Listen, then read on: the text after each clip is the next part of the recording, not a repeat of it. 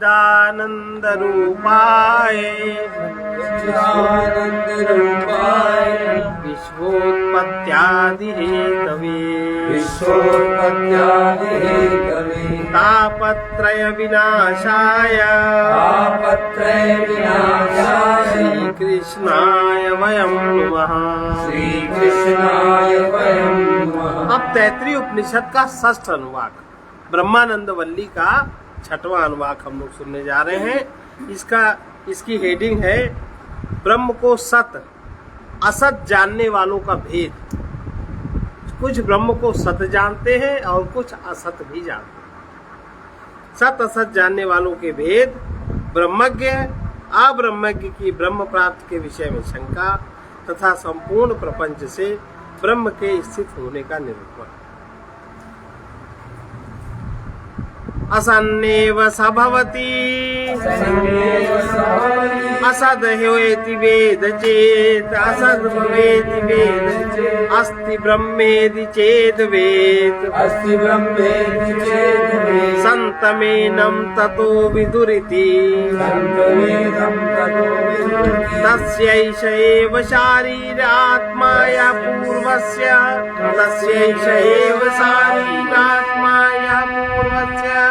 अथातोऽनुप्रश्ना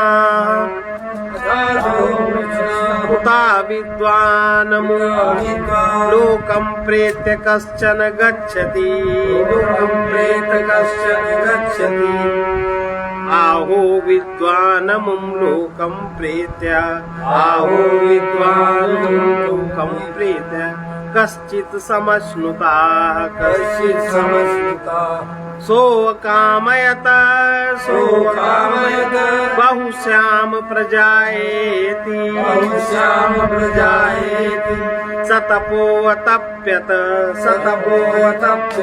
सतपस्तप्त्वा इदगुम् सर्वं सृजत यदिदं किञ्च तत्सृष्ट्वा तदेवानुप्राविशत तदनुप्रवश्य सच्चत्याच्चाभवत् निरुक्तं च निलयं च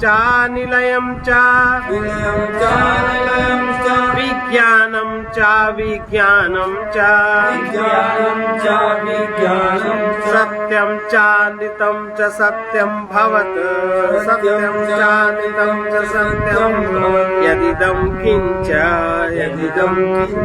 तत्सत्यमित्याचक्ष्यते तदप्येष श्लोको भवति। यदि पुरुष माने, फिर से समझे, पुरुष माने ये पुल्लिंग वाला पुरुष नहीं, आदमी नहीं।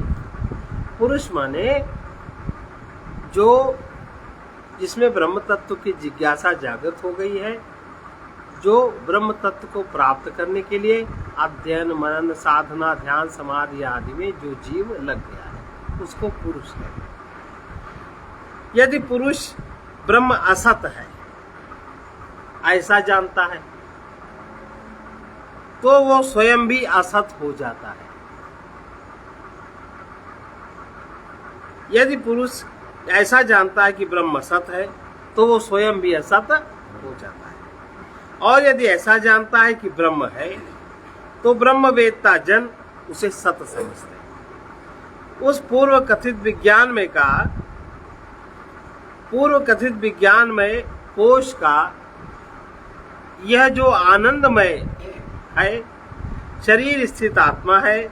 अब आचार्य का ऐसा उपदेश सुनने के अनंतर शिष्य के अनुप्रश्न है, पूछ रहे हैं, क्या कोई अविद्वान पुरुष भी इस शरीर को छोड़ने के अनंतर परमात्मा को प्राप्त हो सकता है? कोई विद्वान न हो क्या वो भी परमात्मा को प्राप्त हो सकता है शरीर छोड़ने के बाद? अथवा कोई विद्वान भी इस शरीर को छोड़ने के अनंतर परमात्मा को प्राप्त होता है या नहीं? इन प्रश्नों का उत्तर देने के लिए आचार्य भूमिका बांध रहे हैं। अतः उस परमात्मा ने कामना की मैं बहुत हो जाऊं, अर्थात मैं उत्पन्न हो जाऊं। अतः उसने तप किया। उसने तप करके ही यह जो कुछ है इस सब की रचना की। इसे रचकर वो इसी में अनुप्रविष्ट हो गया।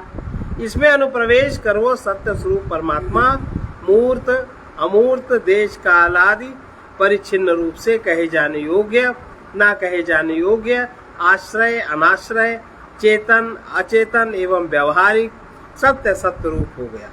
सत्य भी हो गया और असत्य रूप भी हो गया।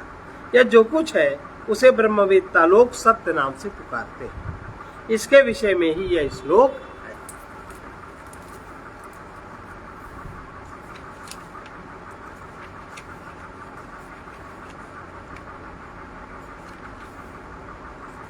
थोड़ा सा इसको हम लोग समझ लें। जिस प्रकार जो अविद्यमान है, जो माने जो असत है, पदार्थ पुरुषार्थ से संबंध रखने वाला नहीं होता। जिस प्रकार असत पदार्थ पुरुषार्थ से संबंध रखने वाला नहीं होता, उसी प्रकार वो असत भी असत के समान ही पुरुषार्थ के संबंध नहीं रखने वाला हो जाता है। वो कौन है? वो ब्रह्म असत माने अविद्यमान है, ऐसा जानता है।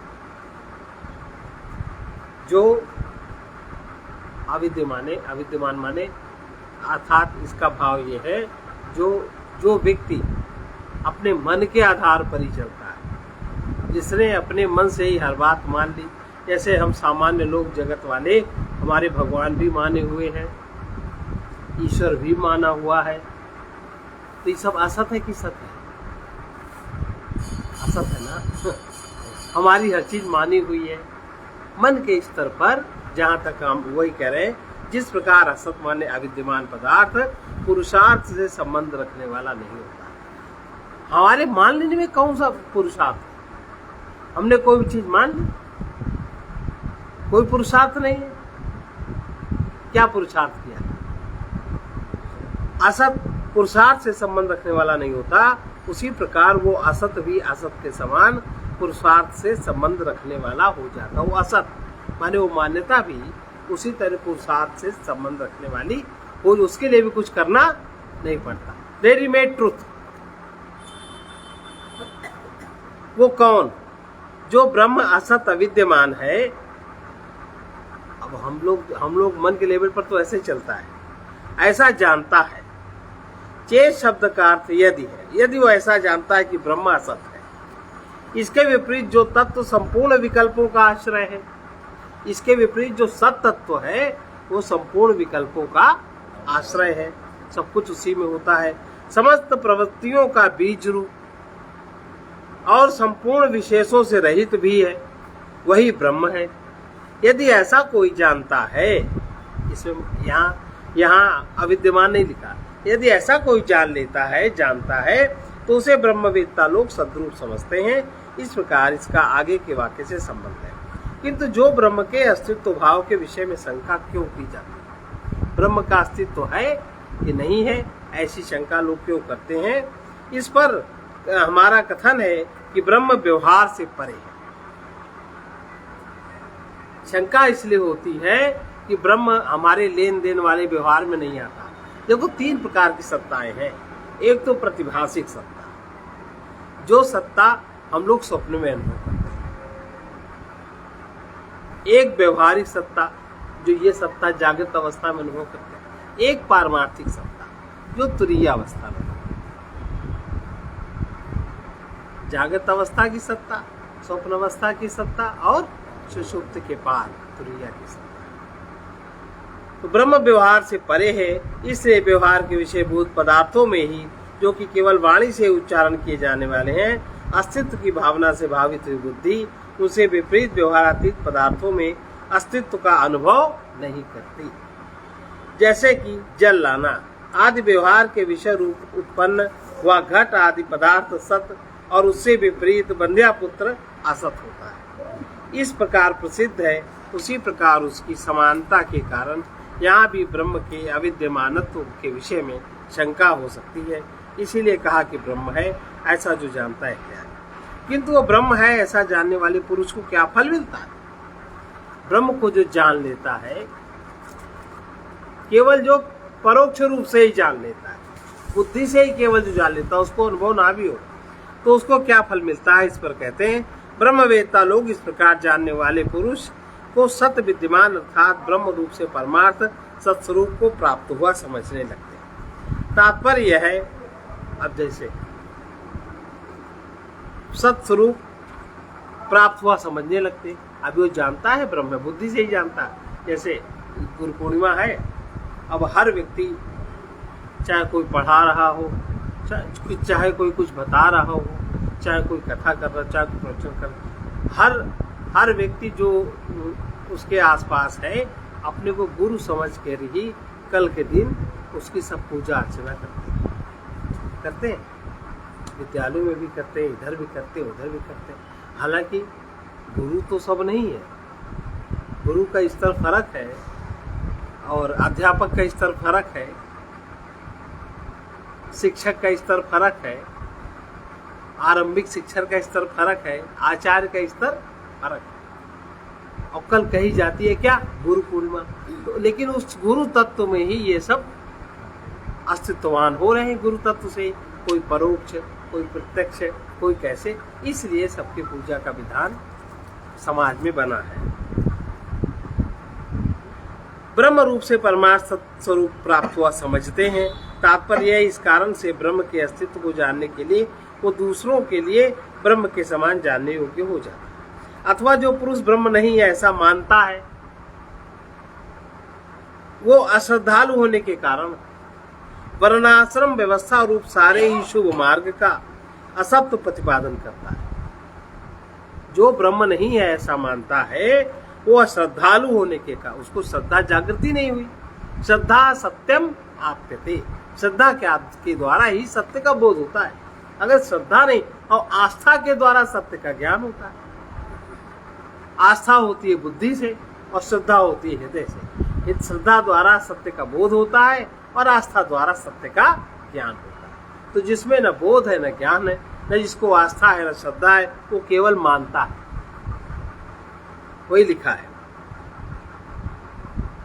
ऐसा मानता है। वो अश्रद्धालु होने के कारण, वो अश्रद्धालु है, उसको श्रद्धा के स्तर उसका नहीं जगा।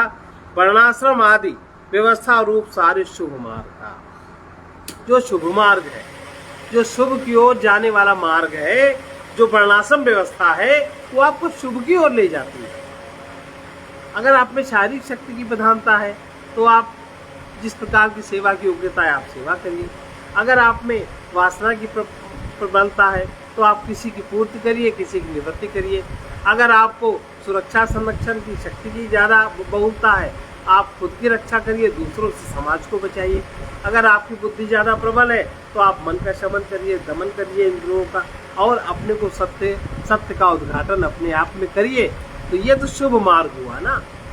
हर व्यक्ति जिसके पास जो शक्ति है उसकी शक्ति का सदुपयोग करना समाज में शुभ मार्ग कहलाता है। तो वर्णाश्रम आदि व्यवस्था रूप सारे शुभ मार्ग का असत्य प्रतिपादन करता है। ये सत्य गुण की बात नहीं है। सत्य गुण में ही ज्ञान का प्रकाश होता है।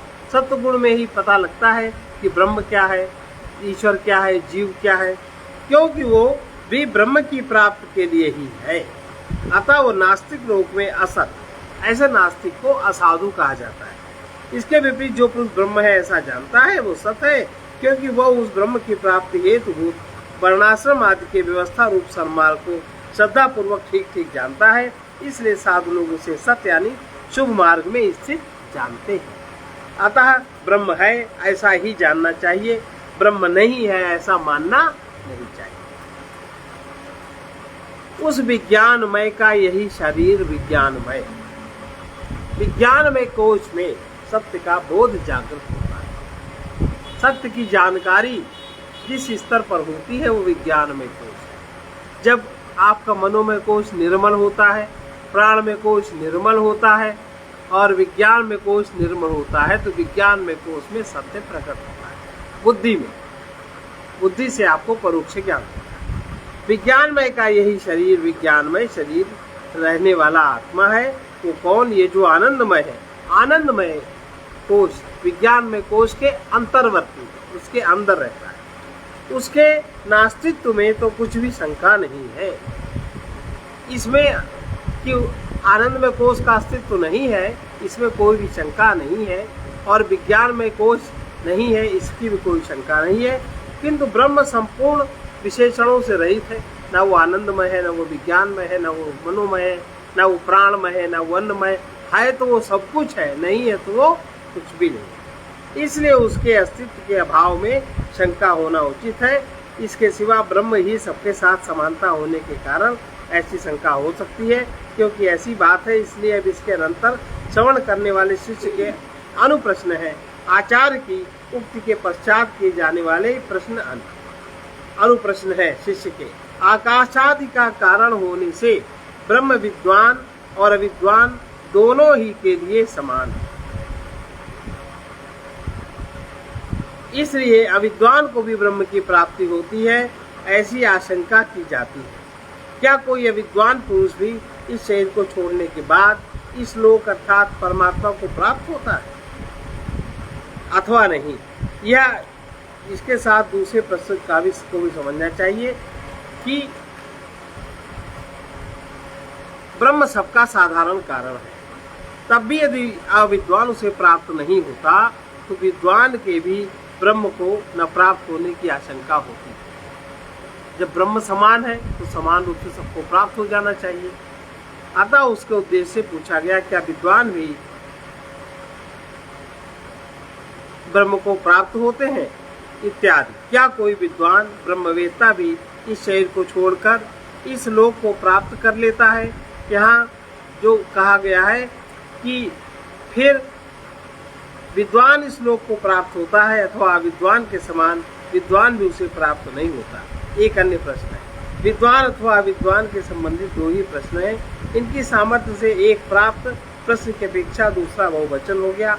ब्रह्म असत है ऐसा वो जानता है, तथा ब्रह्म यदि ऐसा जानता है, ऐसी श्रुति होने से ब्रह्म है या नहीं ऐसा संदेह होता है। अतः ब्रह्म है या नहीं यह अर्थता प्राप्त पहला प्रश्न है। और ब्रह्म पक्षपाती है नहीं, इसलिए विद्वान उसे प्राप्त होता है या नहीं। ब्रह्म अगर पक्षपात करता है, विद्वान को प्राप्त होता है तो पक्षपाती है, अविद्वान को भी प्राप्त होता है तो पक्षपाती नहीं। सबसे पहले ब्रह्म के अस्तित्व का ही वर्णन है। ब्रह्म सत्य, ज्ञान और अनंत है ऐसा पहले कहा जा चुका है। वो ब्रह्म की सत्यता किस प्रकार है ये बता रहे हैं। उसकी सत्ता बतलाने से ही उसके सत्यत्व का प्रतिपादन हो जाता है। सत्य ही सत्य है ऐसा अन्यत्र कहा गया है, असत सत्य नहीं है। अतः उसकी सत्ता बतलाने से उसका सत्यत्व भी समझ में आ जाता है। इस प्रकार कैसे जाना जाए इस पर कहते हैं, इसमें एक आशंका ये हो सकती है कि ब्रह्म असत है। ऐसा क्यों है? क्योंकि जो वस्तु विशेषता विशेष रूप से उपलब्ध हुआ करती है, जैसे कि घट आदि। इस प्रकार से ब्रह्म आकाश आदि का कारण है, ब्रह्म नहीं है ऐसी बात नहीं। क्यों नहीं है? क्योंकि ब्रह्म से उत्पन्न हुआ आकाश आदि कार्य वर्ग देखने में आता है। जब ब्रह्म से उत्पन्न हुआ आकाश, जल, पृथ्वी, वायु, जड़, ये हर व्यक्ति को अनुभव में आता है, ज्ञानी को भी और अज्ञानी को। तो उसकी प्राप्ति भी सबके लिए समान है। बस उसकी प्राप्ति के लिए, जैसे कि आपका दरवाजा बंद है, सूर्य की किरण आएगी, दरवाजा खोल दे तो सूर्य की किरण आएगी, बंद कर ले तो नहीं आएगी। उसमें सूर्य कारण नहीं है, आपकी स्वीकृत मान्यता ही कारण है। लोक में असत से उत्पन्न हुआ कोई भी पदार्थ देखा जाता है। यदि नाम रूप आदि कार्यवर्ग असत से उत्पन्न हुआ होता तो निराधार होने के कारण ग्रहण नहीं किया जा सकता, किंतु आकाश आदि कार्य ग्रहण किया जाता है, इसलिए ब्रह्म है ही। यदि ये कार्य वर्ग असत से उत्पन्न हुआ होता तो ग्रहण किए जाने पर भी असदात्मक ही ग्रहण किया जाता, किंतु ऐसी बात नहीं है। असत से असत कैसे उत्पन्न हो सकता है? इसलिए किन्हीं अन्य साधनों की अपेक्षा वाला ना होने पर भी कामनाओं के विषय में ब्रह्म की स्वतंत्रता है। जिस प्रकार धर्म आदि कारणों की अपेक्षा रखने वाली अन्य जीवों की अनात्मभूत कामनाएं अपने आत्मा के अतिरिक्त देह और इंद्रिय रूप अन्य साधनों की अपेक्षा वाली होती है। आत्मा के लिए कामनाएं तो है ही है, देह के लिए भी कामनाएं होती हैं, मन के लिए भी कामनाएं होती, तो सबसे पहले जो अज्ञानी व्यक्ति है कामनाओं की तो पूर्ति करता है, इसीलिए ब्रह्म को नहीं दिखाई पड़ता। ब्रह्म की कामना उसके अंदर है ही नहीं। ब्रह्म समान है, सबको प्राप्त होता है, लेकिन जिसके अंदर जिसकी कामना है पहले वो उसके लिए प्रयत्नशील होता है, ज्ञानी हो अथवा अज्ञानी। ब्रह्म को निमित्त आदि की अपेक्षा नहीं है, तो ब्रह्म की कामनाएं कैसी होती हैं? वे स्वात्मा से अभिन्न होती हैं। जो ब्रह्म है, जब व्यक्ति कामनाओं को छोड़कर स्वात्मा में स्थित होता है तो उसे ब्रह्म का स्वतः ही अनुभव हो जाता है। उसी विषय में श्रुति कह रही है कि ब्रह्म ने उसने कामना की, आत्मा ने जिससे कि आकाश उत्पन्न हुआ। कामना की, किस कामना की? मैं बहुत अनेक रूप हो जाऊं, अन्य प्रकार से। फिर वो उसी सृष्टि में प्रवेश कर गया। अव्यक्त था, वो सृष्टि के माध्यम से व्यक्त हो गया। आत्मा भिन्न अनात्मभूत तथा उससे भिन्न देश काल में रहने वाली कोई भी सूक्ष्म व्यवहित दूरस्थ अथवा भूत भविष्यकालीन वस्तु नहीं है। अतः संपूर्ण अवस्थाओं से संबंधित नाम रूप ब्रह्म से ही आत्मवान है, किंतु ब्रह्म किसी से ब्रह्मत्ववान नहीं है, ऐसा समझना चाहिए। ब्रह्म का निषेध करने पर वे रह ही नहीं सकते। जो भी ब्रह्म का निषेध करता है वो रह नहीं सकता। इसी से वो तद्रूप सब ब्रह्ममय है ऐसा कहा जाता है। उन उपाधियों से ही ब्रह्म ज्ञाता, ज्ञेय ज्ञान, इन शब्दों का तथा इनके अर्थ आदि सब प्रकार के व्यवहार का पात्र। उस आत्मा ने ऐसी कामना वाला होकर तप किया। तप शब्द से यहाँ ज्ञान कहा जाता है, जिसका ज्ञान रूप तप है, जिसने विचारों की उत्कृष्टता प्राप्त कर ली। आप्त काम होने के कारण आत्मा के लिए अन्य तप तो असंभव है। इसका तात्पर्य कि आत्मा ने रचे जाने वाले जगत की रचना आदि के विषय में जो भी आलोचना की, इस प्रकार तप करके उसने प्राणियों के कार्य आदि निमित्तों के अनुरूप उस संपूर्ण जगत को रचा, जो देश काल नाम रूप से था अनुभव सारी अवस्थाओं में स्थित सभी प्राणियों द्वारा अनुभव किया जाता है। यह जो कुछ है सामान्य रूप से यह जो कुछ जगत है इसे रचकर उसने कह दिया। सो बतलाते हैं वह उस रचे हुए जगत में ही प्रविष्ट हो गया, अनुप्रवेश किया। जो सृष्टा था, क्या उसने स्वरूप से ही अनुप्रवेश किया अथवा किसी और रूप से अनुप्रवेश किया? इस प्रकार कह रहे हैं कि उसने जो प्रवेश किया कि ब्रह्म तो एक ही है, मृतिका रूप कारण तो अनेक और सावयव होने के कारण घट में पूर्ण रूप से अनुप्रवेश करना संभव है, लेकिन ब्रह्म का पूर्ण रूप से प्रवेश करना संभव नहीं। उसने चित्त प्रकाश से प्रवेश किया, चैतन्य के प्रकाश से उसने प्रवेश किया संभव, इसको जीव कहते हैं। अब आगे वाला इसमें अध्याय है, ये तो बहुत बड़ा है। षष्ठम अनुवाक ब्रह्मानंद के निरतिशयत्व की मीमांसा। ब्रह्मानंद निरतिशय माने सब जगह हमेशा सर्वत्र अगर सुलभ है कुछ तो ब्रह्मानंद ही सुलभ है, और नंद सुलभ नहीं है। और नंद के लिए बहुत विशेष प्रयत्न है, ब्रह्मानंद के लिए विशेष प्रयत्न की आवश्यकता नहीं है, केवल अपने आप स्वयं में स्थित होने की आवश्यकता है। अब ये वाला हम लोग कल पढ़ेंगे, ये बहुत बड़ा ये भी है। चलो इसको पढ़ लेते संस्कृत वाला। ब्रह्मानंद के निरतिशयत्व की मीमांसा। ईशास्माद्वात पवते ईशोदेति सूर्यः ईशाद्मादग्नि श्रेयश्च ईशाद्मादग्निश्रेन्द्रश्च मृत्युर्धावति पंचमैति मृत्युर्धावति पंचमैति सैषानन्दस्य मीमां वंसा भवति सैषानन्दस्य मीमां वंसा भवति युवा स्यात् साधु युवाध्यायक युवा स्यात् साधु युवाध्यायक आशिष्टो दृढितो बलिष्ठत् आशिष्टो दृढितो बलिष्ठस्थ तस्येयं पृथिवी सर्वा वित्तस्य पूर्णा स्यात् वित्तस्य पूर्णा सैको मानुषानन्दः एते शतं मानुषानन्दा एते शतं मानुषानन्दा सैको मनुष्य गन्धर्वाणामानन्दा सैको मनुष्य गन्धर्वाणामानन्दा श्रोत्रियस्य च कामः तस्य ते ये शतं मनुष्य गन्धर्वाणामानन्दा ते ये शतं मनुष्य गन्धर्वाणामानन्दा सैको देव गन्धर्वाणामानन्दा सैको देव गन्धर्वाणामानन्दा श्रोत्रियस्य च कामः तस्य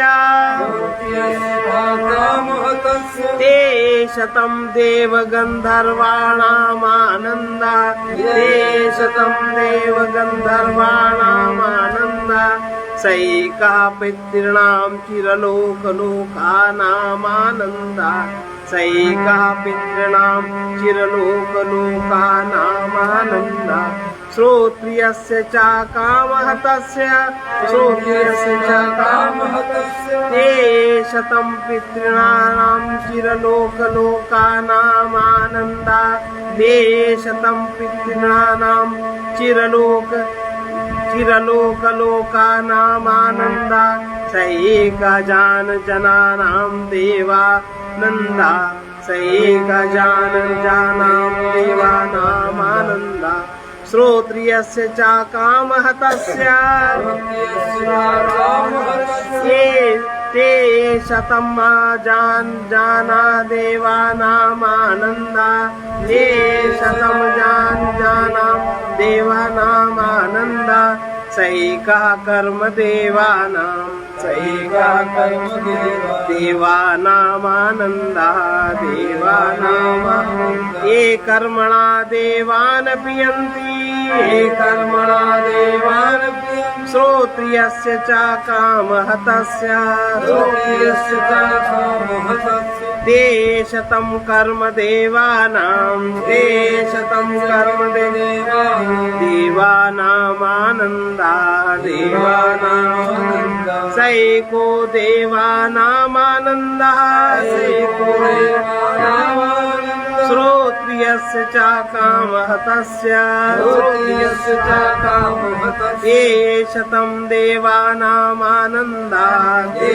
शतं देवानामानन्दः सैक इन्द्रस्यानन्दा सैकेन्द्रस्यानन्दा श्रोत्रियस्य च कामः तस्य श्रोत्रियस्य च कामः तस्य ते शतमिन्द्रस्यानन्दा ते शतमिन्द्रस्यानन्दा सा एको बृहस्पतेरानन्दः सैको बृहस्पतेरानन्दः श्रोत्रियस्य च कामः तस्य श्रोत्रियस्य च कामः तस्य ते शतं बृहस्पतेरानन्दा ते शतं बृहस्पतेरानन्दा सैका प्रजापतेरानन्दा सैका प्रजापतेरानन्दा श्रोत्रियस्य च कामः तस्य श्रोत्रियस्य च कामः तस्य ते शतं प्रजापतेरानन्दा ते शतं प्रजापतेरानन्दा सैको ब्रह्मणानन्दा सैको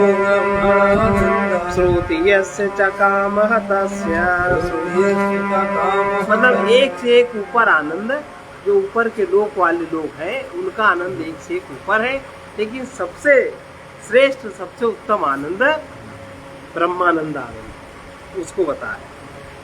इसके भय से वायु चलता है, ब्रह्म के भय से वायु चलता है, इसी के भय से सूर्योदय होता है तथा इसी के भय से अग्नि इंद्र पांचवा मृत्यु दौड़ता है।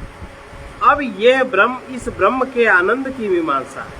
साधु स्वभाव वाला नवयुवक वेद पढ़ा हुआ अत्यंत आशावान कभी निराश न होने वाला तथा अत्यंत दृढ़ और बलिष्ठ हो एवं उसी की ये धन धान्य से पूर्ण संपूर्ण पृथ्वी भी कैसा व्यक्ति? मनुष्य जीवन में कैसा व्यक्ति? साधु स्वभाव वाला नवयुवक, ज्ञानी, अत्यंत आशावान, अत्यंत दृढ़ और बलिष्ठ हो, उसी की यह धन दान से पूर्ण संपूर्ण पृथ्वी भी हो, माने राजा हो।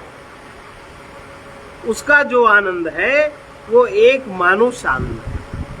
मनुष्य का आनंद एक राजा हो, सब तरफ से परिपूर्ण हो। ऐसे जो 100 मानुष आनंद है, 100 राजाओं का जो एक आनंद है, वो मनुष्य गंधर्वों का एक आनंद है। मनुष्य गंधर्व माने जो मनुष्यों में गंधर्व है। गंधर्व माने राग रागिनी वाला, जो गान विद्या में श्रेष्ठ है।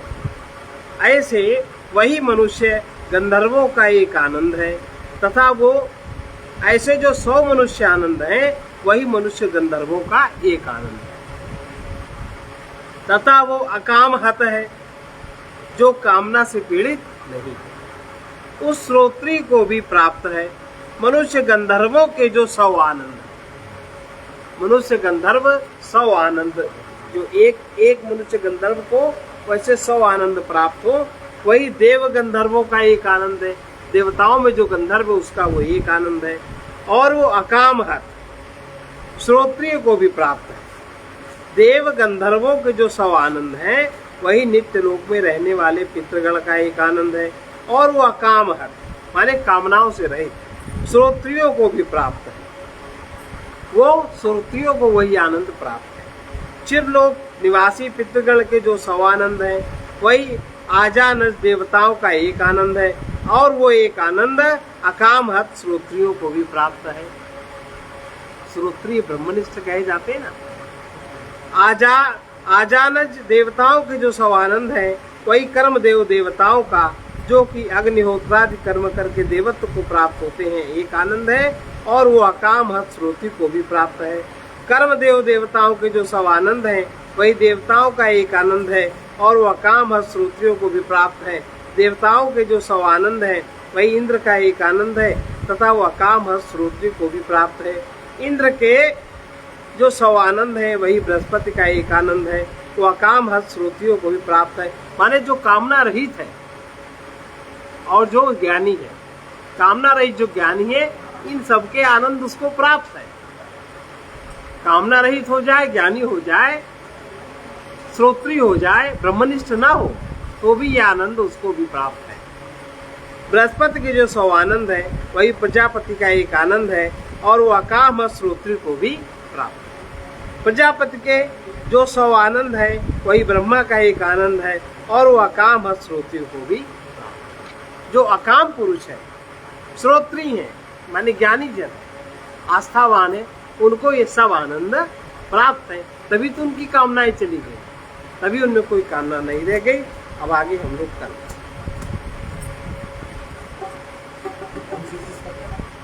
तैत्रीय उपनिषद।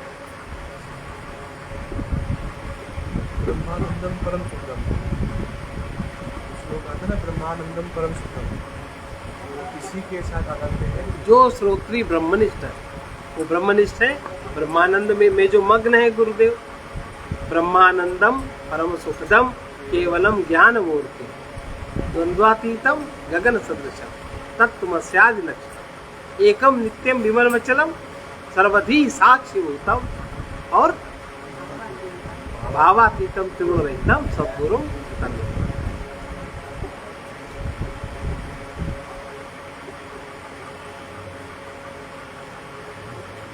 जो 100 राजाओं को, अब आज हम लोग अकाम की बात पढ़ रहे हैं। अकाम वाला गीत हम लोग गा रहे हैं। अकाम वो श्रोत्री को प्राप्त है ना।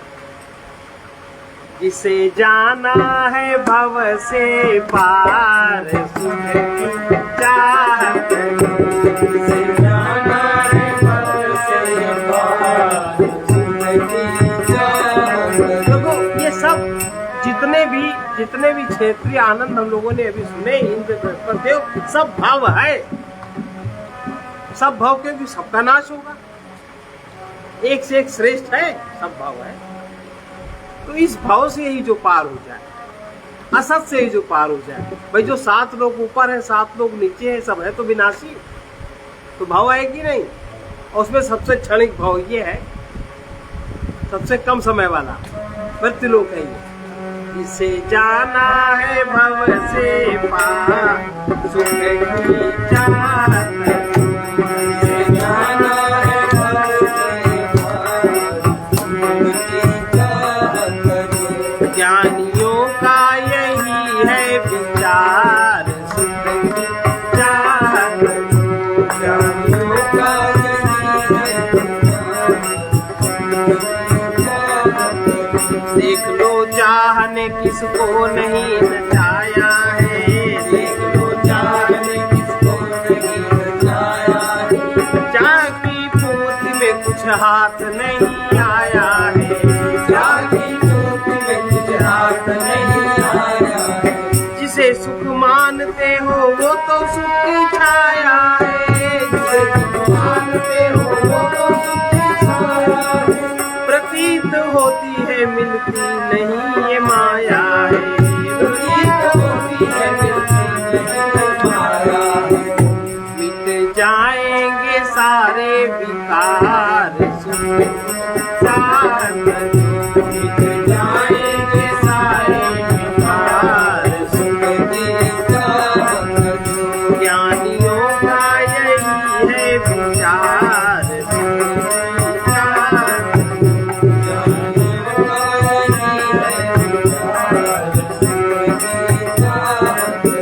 धन की ये चाह ही निर्धन हमें बनाती है, धन की ये चाह ही निर्धन हमें बनाती है। मान की चाह ही अपमान का दुख लाती है, मान की चाह ही अपमान का दुख लाती है। भोग की चाह ही तो रोग में फंसाती है, भोग की चाह ही तो रोग में फंसाती है। चाह के रहते कहीं चैन नहीं आती है, चाह के रहते कहीं चैन नहीं आती है। दुखियों से यही है पुकार, सुख चाहत।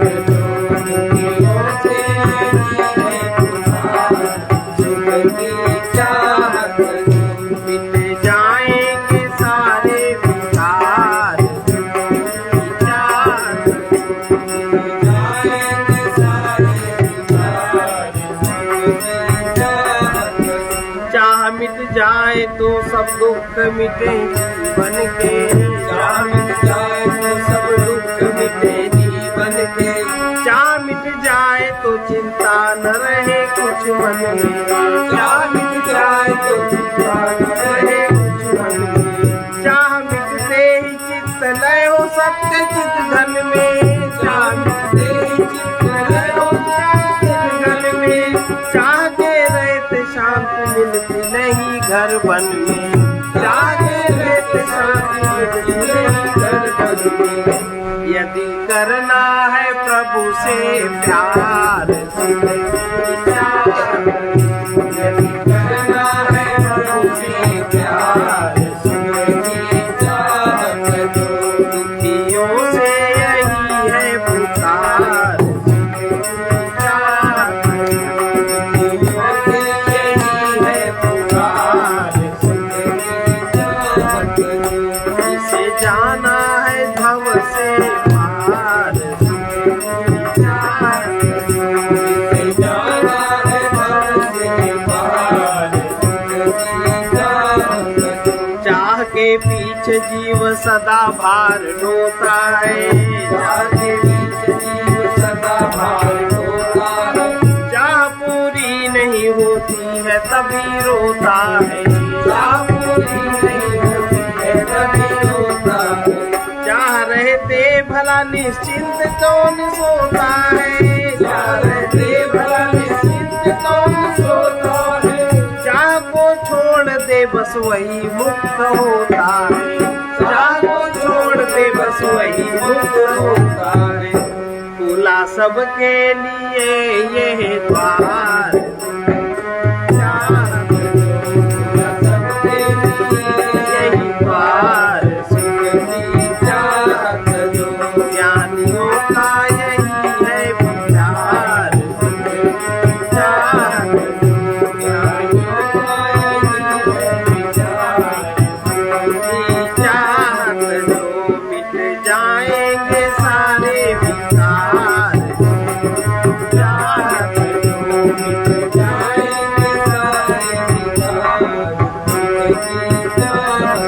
अचाह पद में कहीं दर्द नहीं था नहीं, अचाह पद में कहीं दर्द नहीं दाह नहीं, उठने के लिए रहती है फिर राह नहीं, उठने के लिए रहती है फिर राह नहीं, चाह मिटते ही किसी हानि की परवाह नहीं, चाह मिटते ही किसी हानि की परवाह नहीं, वो शहंशाह है जिसमें रही कुछ चाह नहीं, वो शहंशाह है जिसमें रही कोई चाह नहीं, पथिक चाहो जो अपना सुधार चाह करो पथिक चाहो जो अपना सुधार, जिंदगी चाह करो इसे जाना है भव से पार, जिंदगी चाह करो, जाना है भव से पार,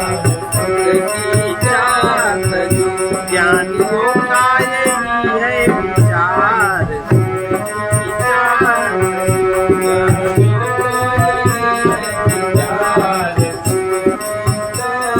जो जिसे जाना है भव से पार, प्रेम से प्रभु जाना है भव से पार, प्रेम से प्रभु। इसका संत वचन है, स्वरूप के अज्ञानवश।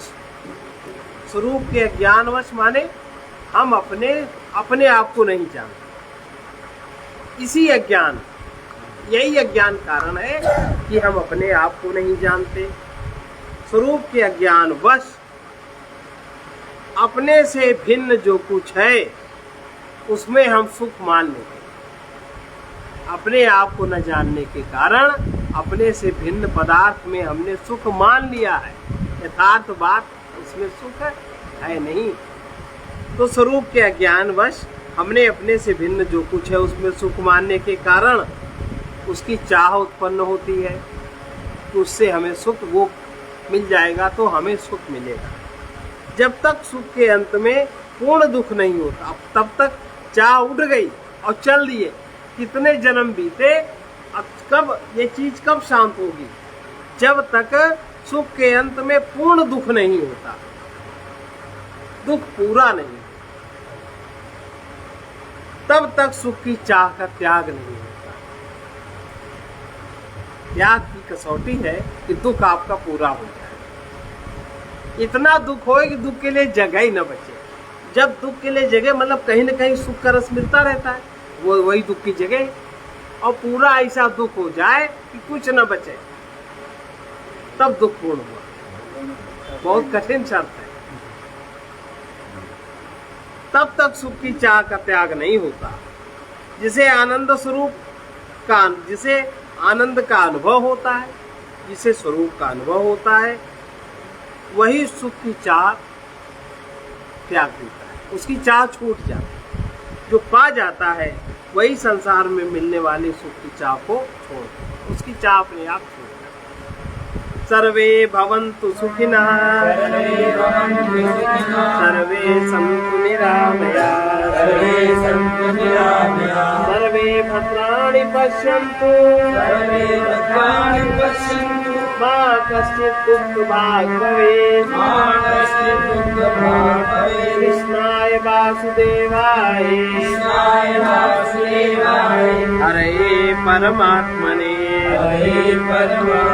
प्रणतक्लेशनाशाय गोविन्दाय नमो नमः। असतो मा सद्गमय, तमसो मा ज्योतिर्गमय, मृत्योर्मामृतं गमय। ओम पूर्णमदः पूर्णमिदं पूर्णात् पूर्णस्य पूर्णमादाय। अब देखिए साधन की बात। ये साधन हम लोगों को कैसे, हम लोग जीवन में ऐसा क्या करें जिससे कि अभी जो लोगों ने सुना वो हमें स्वानुभव। त्याग, प्रेम, सेवा और ध्यान और अपने लक्ष्य का ज्ञान। त्याग, प्रेम, सेवा और ध्यान, फिर अपने लक्ष्य का ज्ञान। ये 5 चीज। इसके द्वारा जो पूर्णता मनुष्य प्राप्त करता है, मनुष्य के पूर्णता की प्राप्त का क्रम यही है। त्याग, प्रेम, ध्यान। इसका हम लोगों के जीवन में, परिवारों में अभ्यास कराया जाता है। भोगी परिवारों में नहीं, भोगी परिवारों में तो इच्छाओं की पूर्ति का अभ्यास कराया जाता है बचपन से। और जो थोड़े से बुद्धिशाली लोग हैं, थोड़ा जो मध्यम वर्ग है, थोड़े से भी जो इस बात को जानते हैं, वो बचपन से ही त्याग का पाठ पढ़ाना शुरू करते हैं बच्चों को। कैसे? बच्चे ने कहा हमें ये चीज चाहिए, उस समय उसको वो चीज नहीं दिलाएंगे। त्याग हुआ,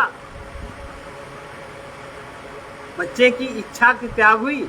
और आजकल की पढ़ाई लिखाई में क्या है कि बच्चे की इच्छा पूर्ति करो, तो उसमें त्याग का, दोष का त्याग का पाठ नहीं है। कुछ भी छोटे बच्चे की इच्छा हो, उसकी तत्काल पूर्ति आप मत करिए। कोई बच्चा चीखेगा, चिल्लाएगा, उसका हेजिटेशन निकलेगा अंदर। उसको कभी भी जिस बात के लिए दुख हुआ है, वो उसका दुख बाहर निकल जाएगा चीखने चिल्लाने में, हाथ पैर पटकने में। हल्का हो गया, उसकी ग्रंथि समाप्त हो गई। ये टेक्निक है, देखिए। अब उसके उस दोष का त्याग हो गया कि जो हम चाह रहे हैं, जो हम चाहेंगे, वो पूरी तरह वस्तु अच्छी नहीं है। उसके अचेतन में धारणा बन गई।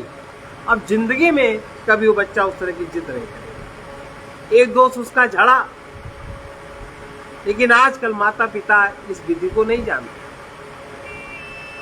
तो त्याग, प्रेम, सेवा और ध्यान, ज्ञान के द्वारा जो पूर्णता मनुष्य प्राप्त करता है, वो देवताओं को भी सुलभ नहीं है। सेवा में सर्वस्व देना, सेवा में सर्वस्व देना।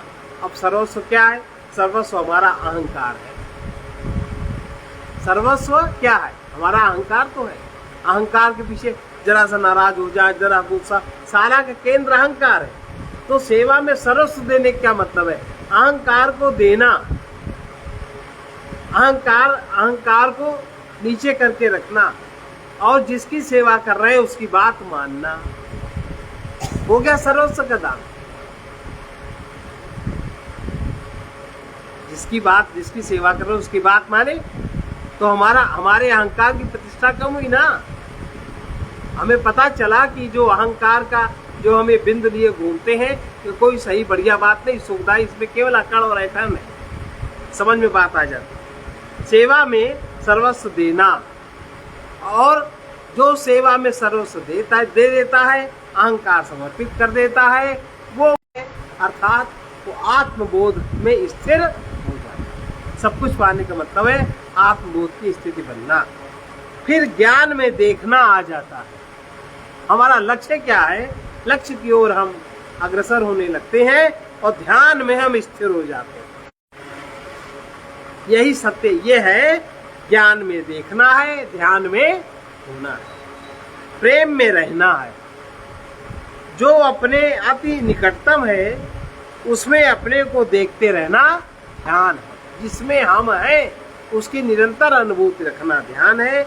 एक ध्यान सदा रहता है, एक ध्यान प्रायः होता है, और एक ध्यान किया जाता है। तो हम जिस सत्य में हैं, ये जो अपने निकटतम है, उसमें अपने को देखना ध्यान है। ये ध्यान तो सदा सद जाता है, तो सद गया। एक ध्यान प्रायः होता है, जिससे हमारा प्रेम होता है, उसका ध्यान होता है। और एक ध्यान किया जाता है, किसी मूर्ति का आकार का, जिससे अपनत्व का संबंध होता है, अथवा जिससे अत्यंत भय, अत्यंत द्वेष, अत्यंत प्रीतिपूर्वक संबंध होता है, उसका ध्यान करना नहीं पड़ता, स्वतः ध्यान बना रहता है। ध्यान उसी का करना होता है जिसकी आवश्यकता प्रतीत होती है, परंतु उससे प्रगाढ़ प्रीति नहीं होती। और जिससे प्रीति होती है, उसका ध्यान करना नहीं पड़ता। जिससे प्रगाढ़ प्रीति है, उसका ध्यान नहीं करना पड़ता। जिस ध्यान में शरीर, इंद्रियां तथा मन के द्वारा कुछ करना होता है, वो ध्यान संबंध जोड़ने का साधन है, वो ध्यानाभ्यास है। यदि हम साधक जन परमात्मा का ध्यान करना चाहते हैं तो परमात्मा का ज्ञान प्राप्त करना आवश्यक है, क्योंकि ज्ञान के अनुसार ही राग द्वेष होता है। जिससे विशेष राग द्वेष होता है उसी का ध्यान रहता है। भोगी मन में जो भोगमय का ध्यान अभ्यास दृढ़ हो गया है, इसे हटाने के लिए कई ध्यान के प्रकार प्रचलित हैं। कोई मूर्ति ध्यान करता है, कोई नाथ ध्यान करता है, कोई शिवोहम ध्यान करता है, कोई अचंचल दीपशिखा ज्योति का ध्यान करता है। ध्यान करते करते जब इंद्रियों का कार्य शांत होता है, ऐसा प्रतीत होने लगता है कि सारे द्वार बंद हो गए, हम अपने में एकांत हैं, तब ध्यान योग शुरू होता है। इस प्रकार के ध्यान में तृप्ति और शांति नहीं मिलती।